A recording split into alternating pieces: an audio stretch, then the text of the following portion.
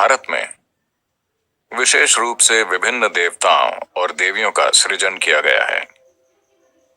वैसे तो ये असीमित ऊर्जा है, पर कुछ ऐसे प्राणी जो बखान करने के बजाय कुछ उद्देश्यों के लिए इसका उपयोग करना चाहते थे, और जब उनमें चेतना की एक खास स्थिति थी, तब उन्होंने कुछ रूपों का सृजन किया, कुछ सुखद, कुछ प्रचंड, कुछ दूसरी तरह के, ताकि उनका उपयोग आपके जीवन के अलग अलग आयामों के लिए किया जा सके।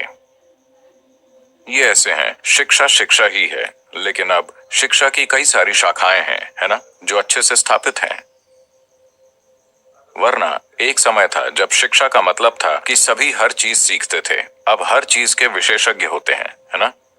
इस तरह उन्होंने अलग अलग तरीकों से ऊर्जा बनाई, ताकि ये ऊर्जा विभिन्न लोगों के लिए अलग अलग तरीकों से उपलब्ध हो सके, क्योंकि उन्हें अपने जीवन के कुछ पहलुओं के लिए इसकी जरूरत होती थी। काली बहुत प्रचंड है, कई मायनों में दूसरे रूपों की तुलना में उन तक आसानी से पहुंचा जा सकता है, काफी आसानी से पहुंचा जा सकता है, लेकिन साथ ही वो बहुत बहुत बहुत प्रचंड है।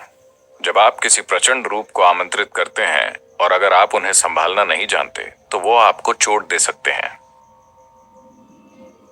कुछ और भी हैं जो और भी ज्यादा प्रचंड हैं, भयानक हैं, लेकिन उन सभी का एक उद्देश्य होता है। ये सब अतीत में कुछ योगियों द्वारा बनाए गए हैं।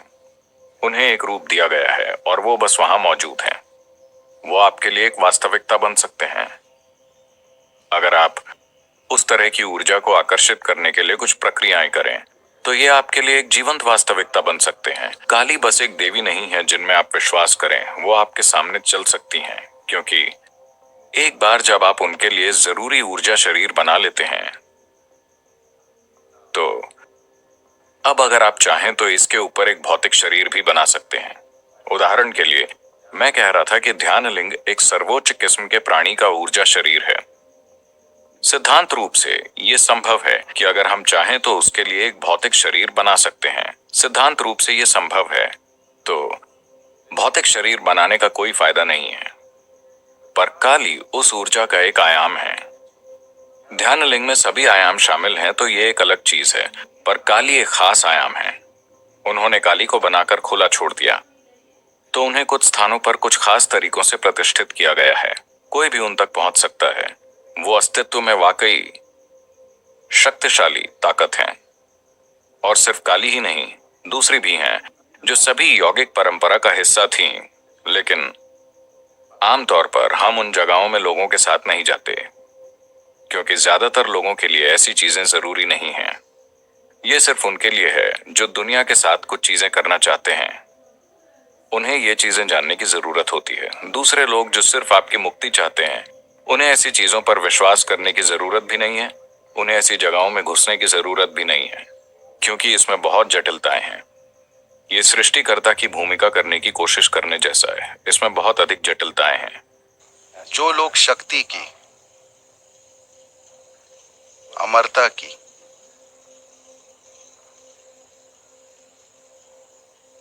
ताकत की इच्छा करते हैं, they will worship वे स्त्री प्रकृति के उन रूपों की पूजा करते हैं जिन्हें तमस कहा जाता है, जैसे काली या धरती माता। तो इन 9 दिनों में सबसे बढ़कर to approach every aspect of life in a celebratory way. This is most important. जीवन के हर पहलू को उत्सव के रूप में मनाना, ये सबसे महत्वपूर्ण है। अगर आप हर चीज को उत्सव के रूप में लेते हैं, तो आप जीवन को लेकर गंभीर न होते हुए भी पूरी तरह जुड़े होना सीख लेते हैं। तो नवरात्रि इसके साथ शुरू होती है। ये न सिर्फ एक शानदार प्रतीक है, बल्कि ये ऊर्जा के स्तर पर भी सच है। आज पहला दिन है। आज दुर्गा या काली का दिन है। Enjoy the Navaratri and make use of it. Navratri का आनंद लें और उसका लाभ उठाएं।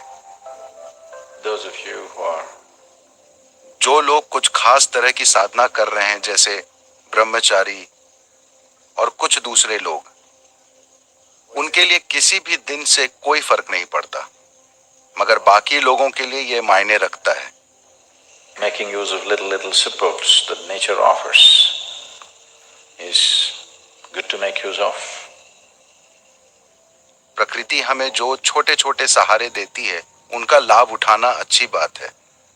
अपनी खुद की शक्ति के साथ आगे बढ़ना असंभव नहीं है, लेकिन ज्यादा लोग ऐसा नहीं कर पाए हैं, बस इतना ही।